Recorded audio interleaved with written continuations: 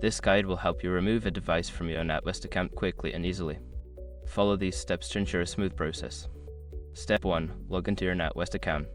Open the NatWest app or website and enter your login credentials to access your account. Step 2. Navigate to Device Management. Once logged in, look for the Settings or Account Settings section. Find the option labeled Device Management or similar. Step 3. Select the device to remove. In the Device Management section, you will see a list of devices linked to your account. Identify the device you wish to remove and select it. Step 4. Confirm removal.